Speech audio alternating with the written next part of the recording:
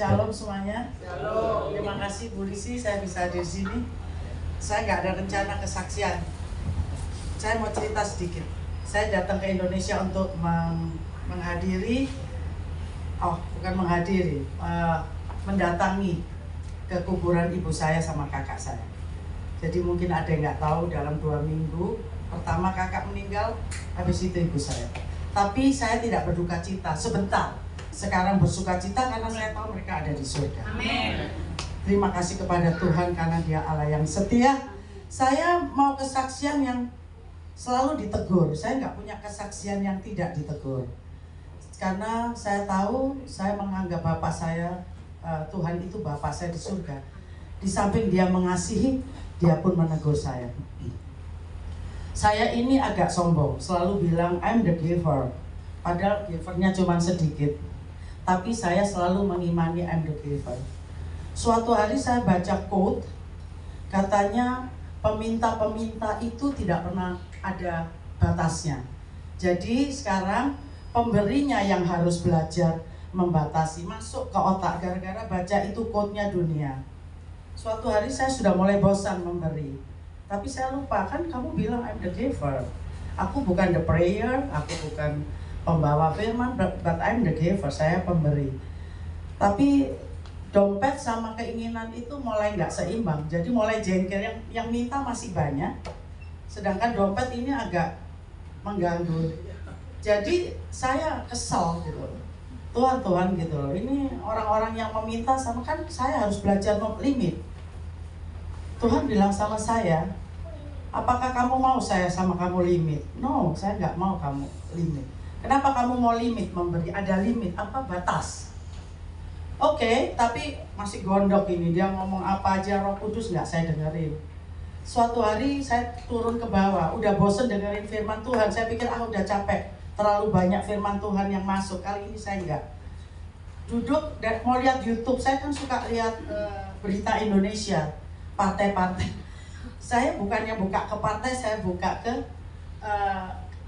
Amerika. Ada orang khotbah, namanya Michael Todd. Ini saya suka sekali sama Michael Todd karena dia pelajarannya itu yang saya belum mengenal.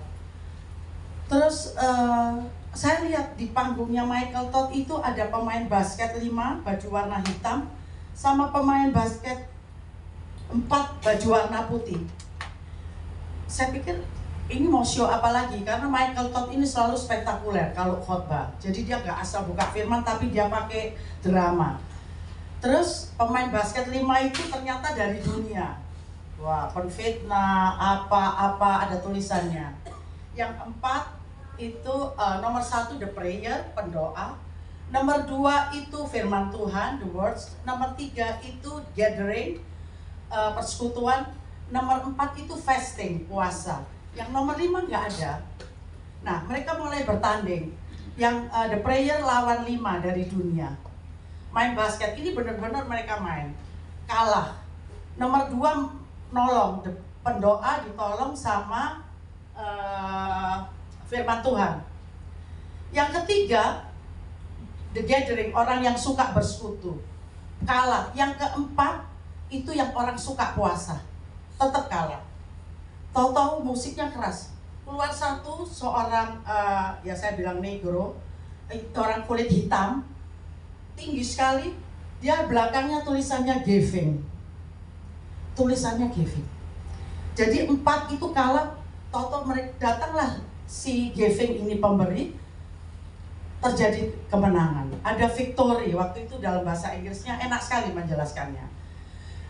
Saya baru sadar, Tuhan, saya boleh berdoa, saya boleh baca firman sampai A sampai Z, saya boleh ke persekutuan doa, saya boleh puasa. Tapi kalau saya nggak giving, saya tidak memberi, ini mungkin khusus untuk saya ya, bukan untuk orang lain. Jadi ini saya lagi berkecamuk dengan posisi memberi, bosen kasih orang uang yang selalu minta. Tuhan tegur saya. Pertanyaannya, ini uangmu apa uangnya Tuhan? Waktu saya marah itu, Kevin, anaknya Butam dengar.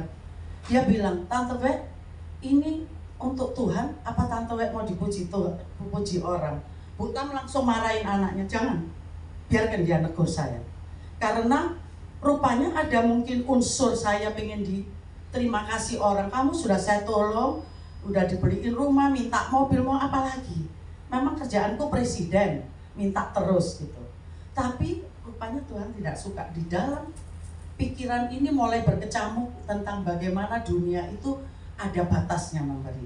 Tapi Tuhan tidak ada batasnya. Kalau kamu mau diberi sama Tuhan tanpa batas, jangan membatasi orang. Kalau hatinya sudah bergejolak mau beri-beri. Waktu saya lihat pertandingan ini khusus untuk saya karena saya suka mulut besar, I'm the giver. Buktikan kata Tuhan, jangan ngomong aja. Kalau memang kamu mau jadi pemberi, silakan kamu memberi. Tidak ada hitung-hitungan. Habis itu saya sadar, ini teguran Tuhan untuk saya. Sekali bilang the giver, sampai mati the giver.